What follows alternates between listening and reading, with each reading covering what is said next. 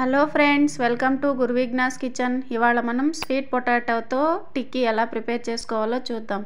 ముందుగా ఒక కుక్కర్లో 1/2 kg స్వీట్ పొటాటోని తీసుకొని అందులో కొద్దిగా వాటర్ వేసుకొని బాగా 2 విజిల్స్ వచ్చేంత వరకు ఉడికించుకోవాలి.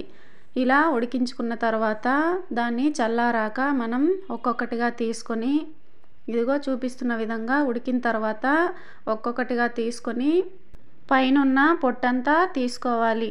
ఇలా పొట్టంతా తీసిన తర్వాత మనం ఒక ఫోర్క్ తీసుకొని బాగా దీన్ని స్మాష్ చేసుకోవాలి. ఇలా చూపిస్తున్న విధంగా మెత్తగా స్మాష్ చేసుకున్న తర్వాత అందులో కొద్దిగా సాల్ట్, అలాగే సన్నగా కట్ చేసి పెట్టుకున్న ఉల్లిపాయలు, అలాగే కొంచెం పచ్చిమిర్చి, కొద్దిగా జీలకర్ర, అలాగే సన్నగా కట్ చేసి పెట్టుకున్న కొత్తిమీర, కొద్దిగా గరం మసాలా, అలాగే కొద్దిగా జీరా పౌడర్, కొద్దిగా పెప్పర్ పౌడర్ కూడా వేసుకొని బాగా కలుపుకోవాలి. మీరు కావాలంటే చాట్ మసాలా కూడా వేసుకోవచ్చు. నేనైతే వేయట్లేదు ఫ్రెండ్స్. చాట్ మసాలా వేస్తే ఇంకా ఫ్లేవర్ చాలా బాగుంటుంది. ఇలా వేసుకున్న తర్వాత బాగా మిక్స్ చేసుకున్న తర్వాత మనం ఇలా చూపిస్తున్న విధంగా టిక్కీస్ లాగా చేసుకోవాలి. ఒక్కొక్కటిగా తీసుకొని బాగా రౌండ్ షేప్లో టిక్కీస్ లాగా చేసుకొని ఒక ప్లేట్లోకి తీసుకోవాలి.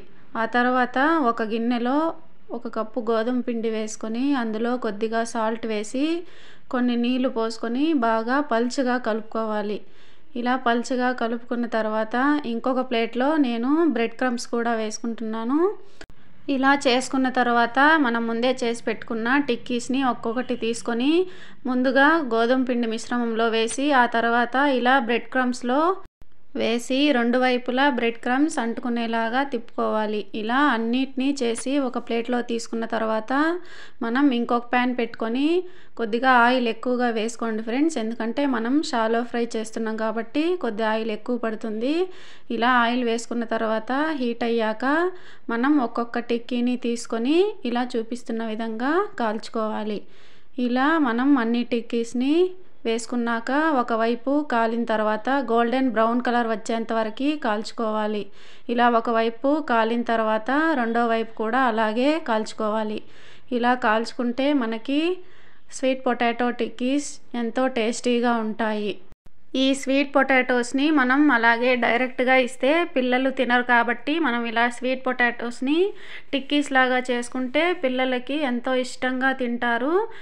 పిల్లలే కాదు ఫ్రెండ్స్, పెద్దవాళ్ళు కూడా ఎంతో ఇష్టంగా తింటారు. కొంతమంది స్వీట్ పొటాటోస్ని ఇష్టపడరు కాబట్టి ఇలా టిక్కీస్లా చేసుకుంటే ఎంతో ఇష్టంగా తింటారు. మీరు ఒకసారి ట్రై చేయండి ఫ్రెండ్స్.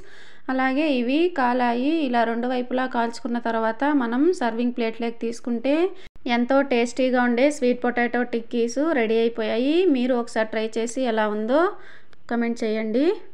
అలాగే మా ఛానల్ని సబ్స్క్రైబ్ చేసుకోవడం మర్చిపోకండి. ఒక లైక్ చేయండి friends. Okay, thank you friends.